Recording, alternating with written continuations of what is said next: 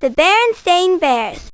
In the Dark by Stan and Jan Berenstain.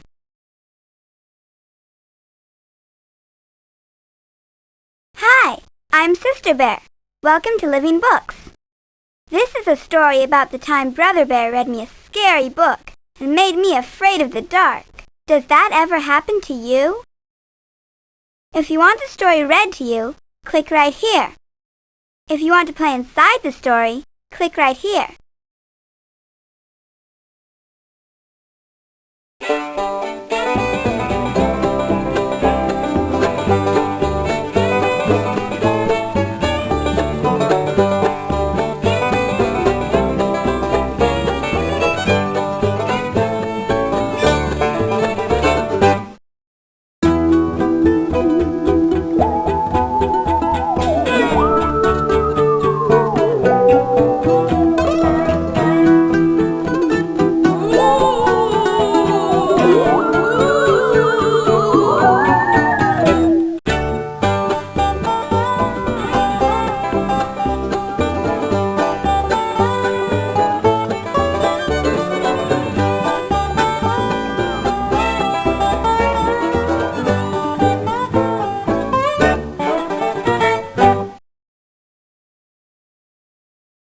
Okay.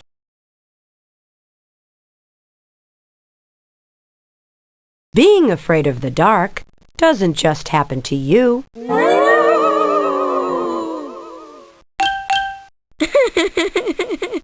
It happens sometimes to little bears, too.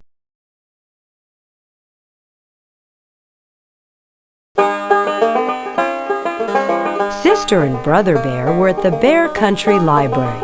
Sister had already chosen her books and was waiting at the checkout desk. Brother Bear, are you going to take all day to pick your books? Hold your horses. I'm looking for a good mystery.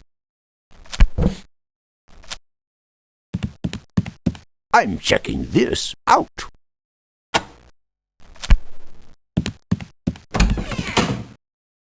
Brother, how hard can it be to pick a book? I'm going as fast as I can. Well, hurry up.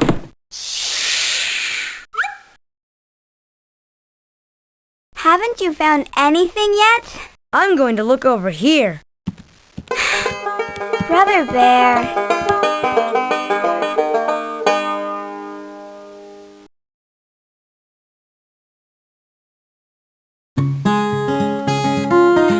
Sister Bear usually took out storybooks and books about nature, and sometimes books of poems.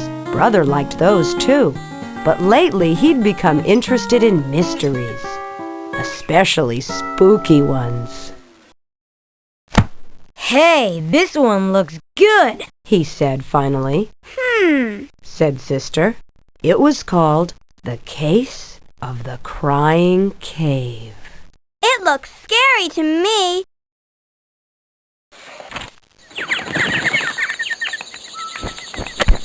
Did you know that butterflies start life as caterpillars? Oh, boring. The Case of the Crying Cave. I can't wait to read it. Let's check out. Okay, it's about time.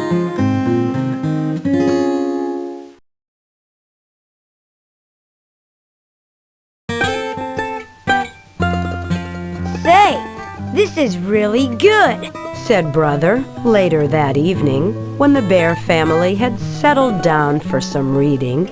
Would you like me to read it to you? He asked Sister.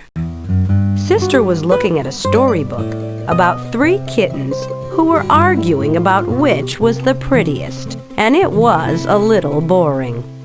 Or are you scared? Of course not. Are you going to read it or not? It's pretty scary. I don't care. It's even scaring me. Just read it. Okay, here we go. The Case of the Crying Cave.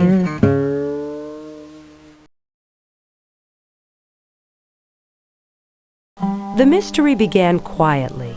It told about some Bear Scouts who were on an overnight campout when the Scouts discovered a dark, secret cave. Brother's mystery began to get a little exciting. A mysterious cave, said the Bear Scouts. We should explore it. And when the cave began to cry and wail, it was anything but quiet. Ooh, cried the deep, dark, mysterious cave. Ooh! Stop! That's enough!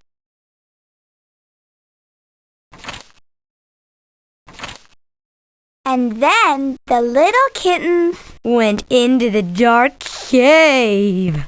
Brother Bear, stop that! Sure is noisy around here tonight.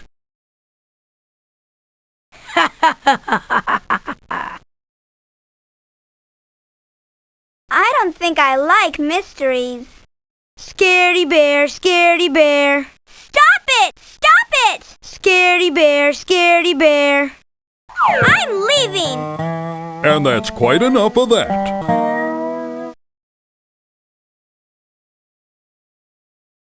At the cubs' bedtime, Papa and Mama said goodnight. Good night. Good night, cubs.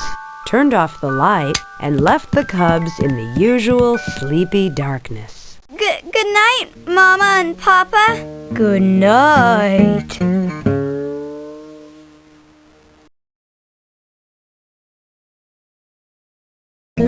Outside the treehouse, the bright, busy sounds of the day had given way to the soft, soothing sounds of night. The quiet conversation of frogs and toads. The soft cry of the owl. The sigh of the night wind. And if you listened very hard, you could almost hear the softest sound of all. The sound of lightning bugs switching their lights on and off, on and off.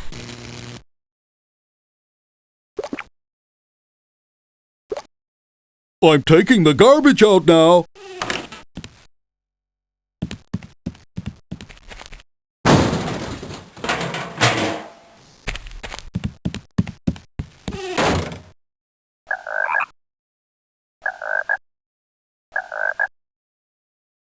Brother Bear, does it seem noisier than usual tonight? No.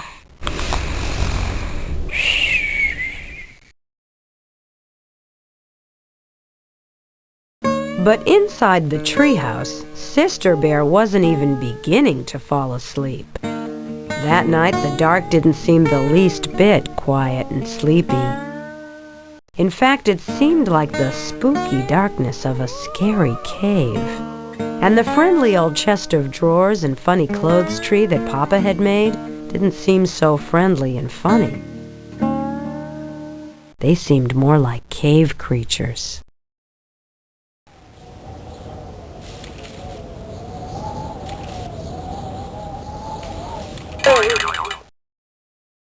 So when Brother decided to tease her a little more by making a wailing noise, a really spooky wailing noise, it gave her quite a scare. Ah! Mama, Papa, hurry, come quick!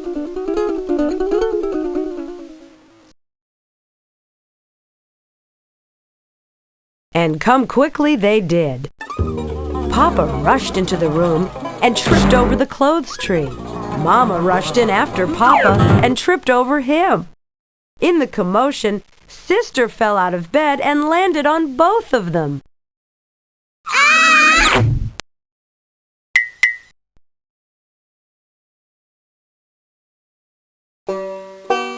Then Brother, who had started it all with his spooky wail, turned on the light.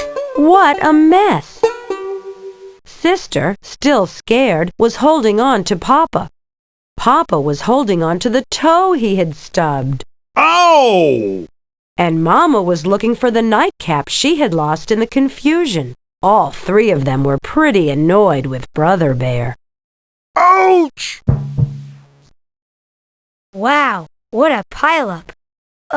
What are you guys doing? You know darn well what we're doing.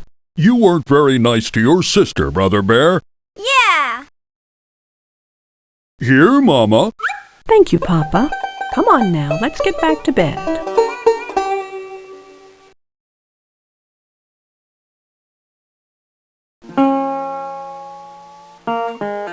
It turned out to be a very long night in the bear's treehouse. Papa and Mama tried to explain that there was nothing to be afraid of in the dark, except maybe running into a clothes tree and stubbing your toe, but it didn't do any good. Sister absolutely refused to go to sleep with the light off.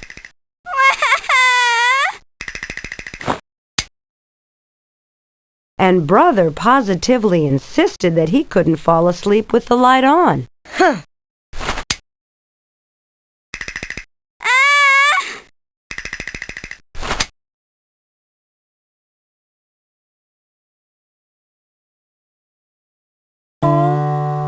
The next morning, the Bear family was very sleepy-eyed. Boy, Said Brother, yawning. I sure don't want to go through another night like that. Neither do I. Said Papa.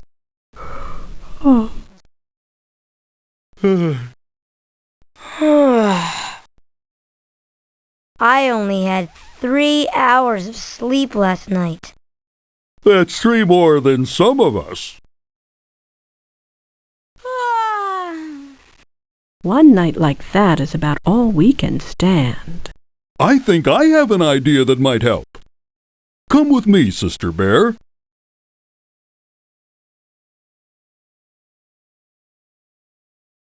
Where are we going?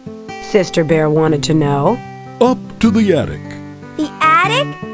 But it's dark in the attic, even in the daytime. I know, Said Papa.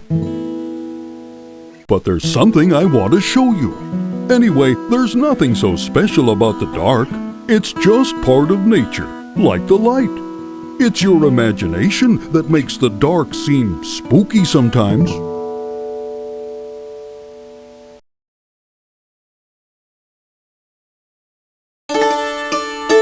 What's imagination? Asked Sister. Imagination is what makes us think that chests of drawers and clothes trees are cave creatures. I wish I didn't have one. Said Sister. Don't say that. Said Papa. A lively imagination is one of the best things a cub can have. It's imagination that lets us paint pictures.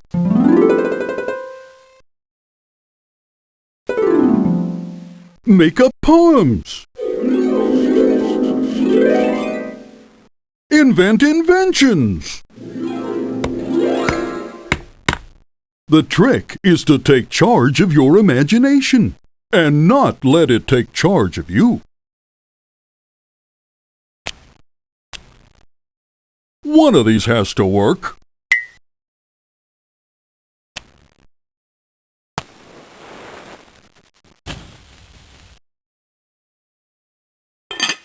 Well, finally.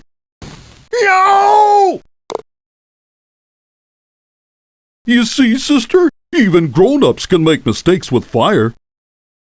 I know, Papa.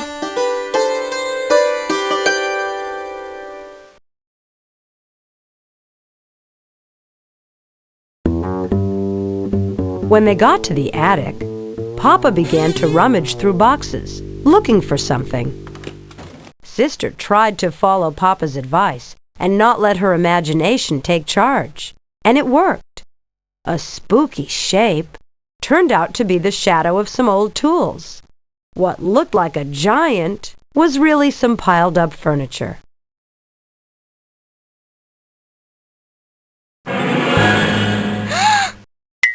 Oh, it's just me.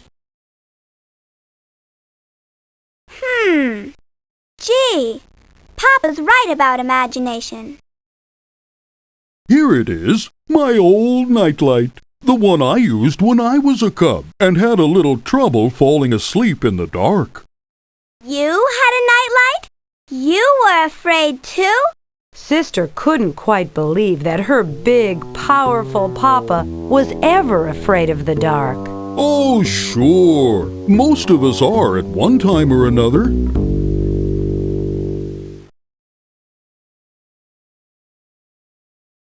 How about reading the rest of The Case of the Crying Cave? Sister asked Brother later that day. Are you sure you want me to? Sure. I want to see how it turns out, she insisted. The mystery is solved, shouted Bear Scout Ted, looking down from the hole in the top of the crying cave. The sounds are made by the wind. I don't understand, said Bear Scout Fred. I'll show you, said Bear Scout Ted. It's like when you blow across the top of a bottle. So that's what it was. The wind. They let their imagination fool them. It turned the sound into a scary monster.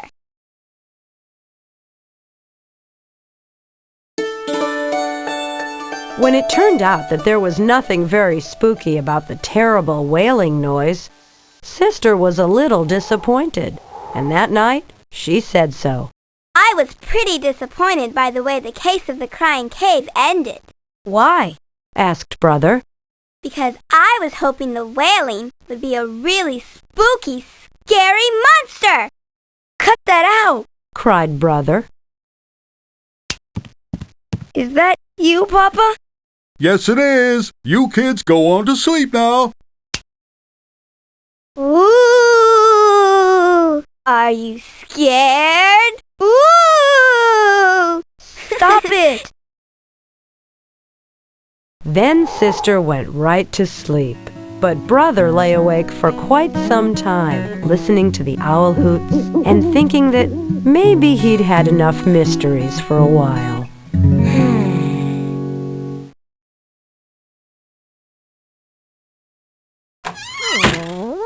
Goodbye!